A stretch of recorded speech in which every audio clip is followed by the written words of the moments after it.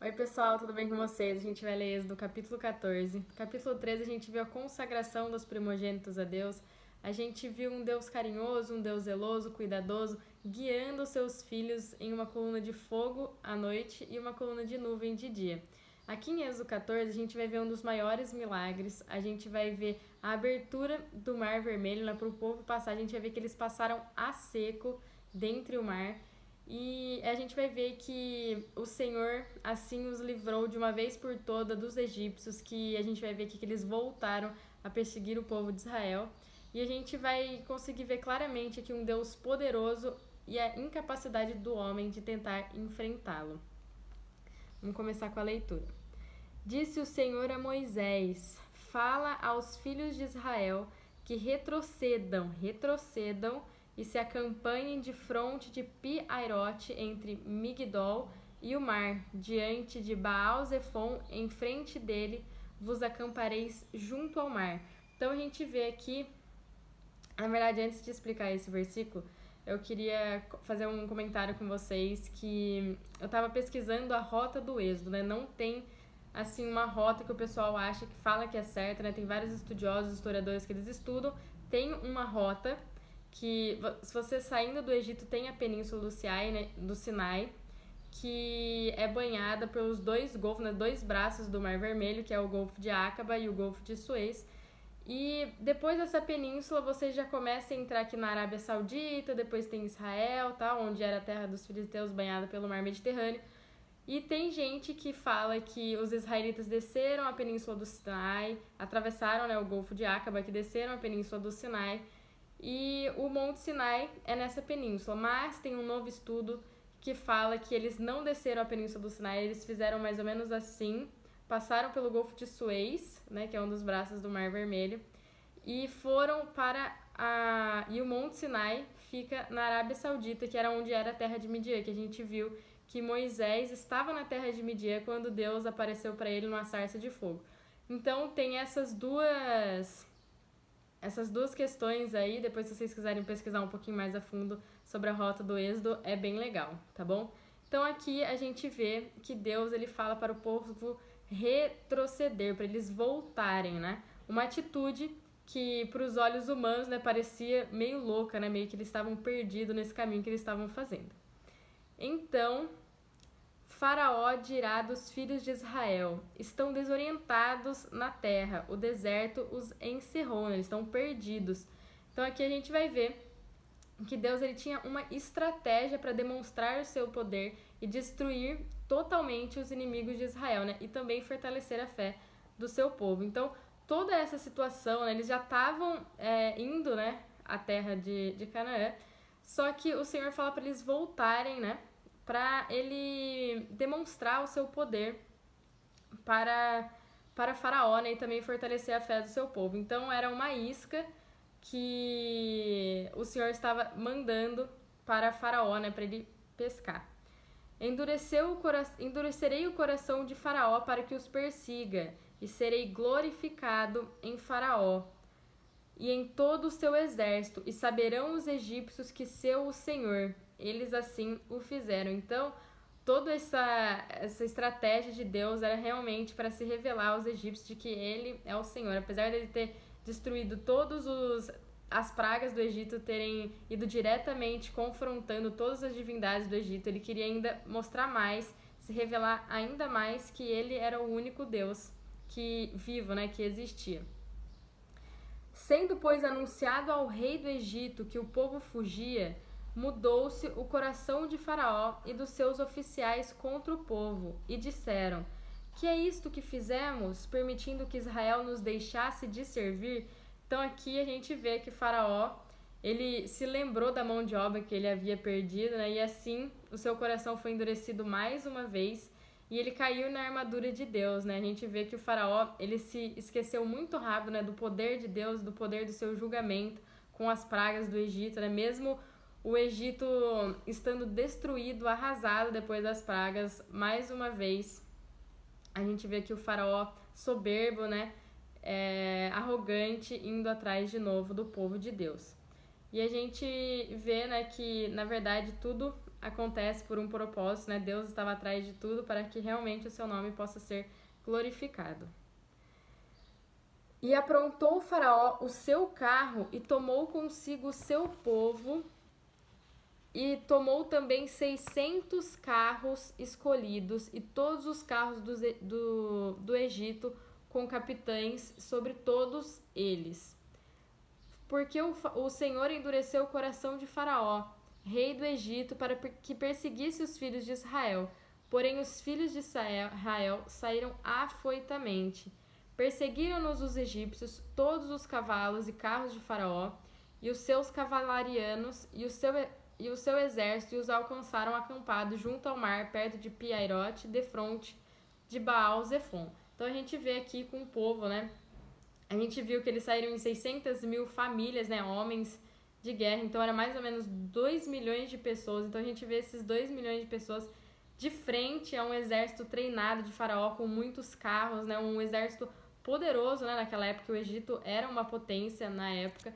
Então parecia que eles iam ser massacrados, né? E levados de volta para o Egito, né? Porque a gente vê aqui que o Faraó ele foi atrás porque ele queria a mão de obra dos israelitas, né? Então a gente vê que os egípcios eles foram diretamente aonde estava o povo de Deus para que se cumprisse a estratégia de Deus em derrotá-los de uma vez por todas. E chegando o Faraó, os filhos de Israel levantaram os olhos e eis que os egípcios vinham atrás deles e temeram muito. Então os filhos de Israel clamaram ao Senhor. Disseram a Moisés: será por não haver sepulcros no Egito que nos tiraste de lá para que morramos neste deserto? Por que nos trataste assim, fazendo-nos sair do Egito? Não é isso que te dissemos no Egito: deixa-nos para que sirvamos os egípcios, pois melhor nos fora servir aos egípcios do que morrer no deserto. Então a gente vê que com o aparecimento, né, daquele exército gigantesco de Faraó, o povo ele teme muito, né? E aqui a gente vê que eles já pareciam também, como o Faraó também já tinha esquecido do julgamento de Deus, né?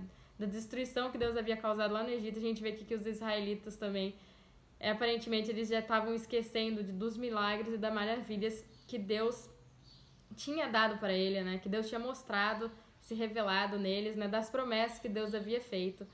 E eles esqueceram também da presença de Deus naquele lugar, porque a gente viu no capítulo passado que Deus ele estava com eles numa coluna de fogo e numa coluna de nuvem, né, conduzindo eles com uma mão poderosa.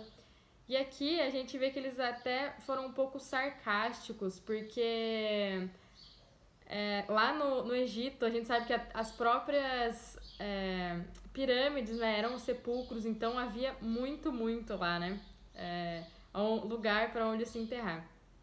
Então aqui eles falam, né, que era melhor ter continuado lá escravo, né, debaixo da mão do faraó, dele extorquindo o povo. E aqui a gente vê que eles realmente não se lembram de nada do que Deus havia feito para eles.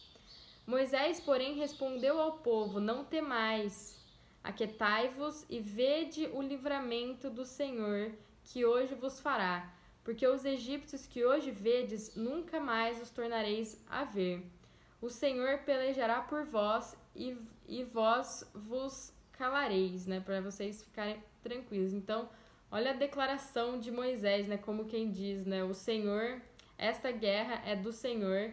Fiquem calmos e tranquilos, vocês só assistam, né? Sentem e assistam o que Deus vai fazer, né? Deus, ele não tinha falado ainda para Moisés como ele livraria esse povo, né? Porque eles estavam de frente para o mar, do lado tinha montanha, atrás estava vindo um exército, mas aqui Moisés ele demonstra uma verdadeira fé, que não importava, né, o que Faraó ia fazer, mas o que Deus faria, né? Esse sim, porque esse sim é poderoso e soberano e pode realmente abrir um caminho aonde não há caminho.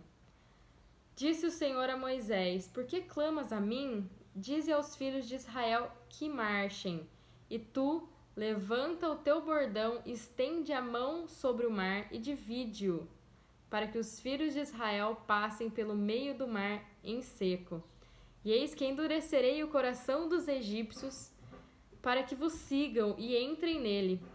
Serei glorificado em Faraó e em todo o seu exército, nos seus carros e nos seus cavalarianos. E os egípcios saberão que eu sou o Senhor, quando for glorificado em Faraó, nos seus carros e nos seus cavalarianos. Aqui a gente vê um Moisés extremamente confiante, né, mas também clamando a Deus, né, porque Deus fala para ele: Moisés, por que você está me clamando a mim, né? E a ordem veio e Moisés fala para o povo, né, marchem.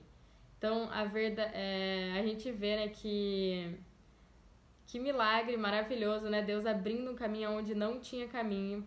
E o povo, ele nem molhou o pé, eles passaram, não era, tinha um pouquinho de água, tinha não sei o que, não, era no seco, Deus realmente abriu o mar e eles passaram sem se molhar.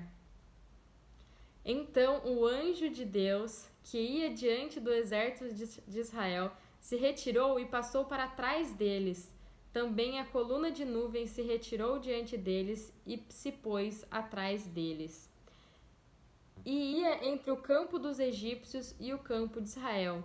A nuvem era escuridade para aqueles e para estes esclarecia a noite, de maneira que em toda a noite estes e aqueles não puderam aproximar-se. Então a coluna de nuvem ficava no meio, era escuridão para os egípcios e clareava a noite para os israelitas, e aí os egípcios não conseguiam chegar aonde os israelitas estavam. Então a gente vê que esse anjo do Senhor, esse anjo maravilhoso, ele estava lá, o anjo, o mensageiro do Senhor, né, que se identifica como Senhor, que fala como Senhor e que é o próprio Cristo, né? Então, antes dele se manifestar pela carne, né? Antes disso acontecer, antes dele vir como homem para a terra. Então a gente vê a gente vê a proteção e a separação aqui, né? Igual nas pragas da terra, lá nas pragas das trevas, aonde para os egípcios era escuridão e lá na terra de Gósen estava tudo claro. Então Moisés estendeu a mão sobre o mar, e o Senhor, por um forte vento oriental que soprou toda aquela noite, fez retirar-se o mar, que se tornou terra seca, e as águas foram divididas. Os filhos de Israel entraram pelo meio do mar em seco, e as águas lhes foram qual muro à sua direita e à sua esquerda.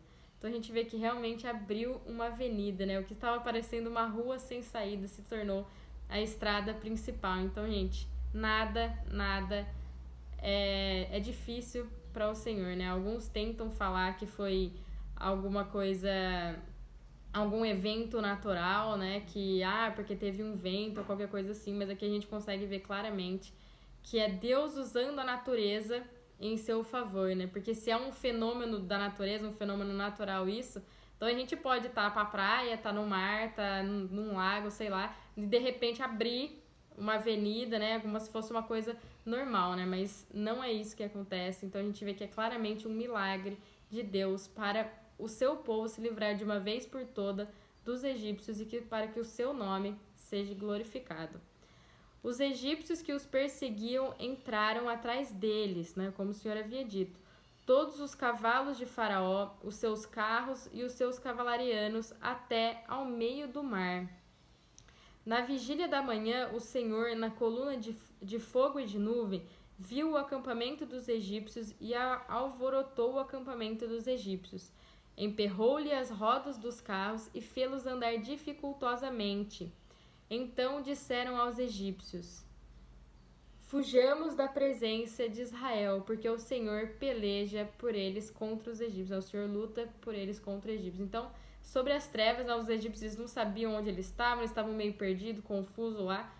Mas quando eles puderam enxergar, eles já estavam no meio do perigo, né? Então, nem os seus carros, né, os seus exércitos que eles confiavam muito puderam ajudar nele. Então, a gente vê que a força do adversário é inútil diante da direção de Deus. Então, não existe nenhuma força que possa ir contra a soberania e o poder de Deus. Disse o Senhor a Moisés: estende a mão sobre o mar para que as águas se voltem sobre os egípcios, sobre os seus carros e sobre os seus cavalarianos. Então Moisés estendeu a mão sobre o mar, e o mar, ao romper da manhã, retomou a sua força, e os egípcios, ao fugirem, foram de encontro a ele. E o Senhor derribou os egípcios no meio do mar. E voltando as águas, cobriram os carros e os cavalarianos de todo o exército de Faraó, que os havia seguido pelo meio do mar. Nem ainda um deles ficou com vida. Então todos morreram. Mas os filhos de Israel caminhavam a pé enxuto pelo meio do mar, e as águas lhe eram quais muros à sua direita e à sua esquerda. Gente, isso é maravilhoso. Vocês conseguem entender, né? No momento certo, Deus falou para Moisés: Moisés, fecha, que agora vocês vão ver o que eu vou fazer, né? Eu vou destruir todo o exército do Egito, mas vocês ainda estarão andando a seco pelo meio do mar, ainda terminando a sua ultrapassagem. No final, eram 2 milhões de pessoas que tinham que passar pelo meio do mar. Assim o Senhor livrou Israel naquele dia da mão dos egípcios, e Israel viu os egípcios mortos na praia do mar. E viu Israel o grande poder que o Senhor exercitara contra os egípcios, e o povo temeu ao Senhor, e confiou no Senhor e em Moisés, seu servo. Então a gente vê aqui que Israel se alegrou, né? Como não se alegrar com essa grande obra, com esse milagre maravilhoso que eles tinham acabado de presenciar, né? Mas a gente vai ver nos outros capítulos que, à medida que as adversidades iam chegando, eles começaram a murmurar, não confiando em Deus, né, que os tirou do Egito. Então, apesar de todos os sinais, os milagres e maravilhas que eles vivenciaram, eles ainda murmuraram, né? Que a gente, ao ver esses milagres, essas maravilhas de Deus, a gente não se torne igual os israelitas, né? Se tornem com o coração um pouco endurecido, né? Que a gente se abra totalmente para que, ao ver os milagres e as maravilhas de Deus, a gente possa ainda mais adorá-lo, tá bom? Então, gente, esse é o capítulo 14. Espero que vocês tenham gostado e até o próximo vídeo.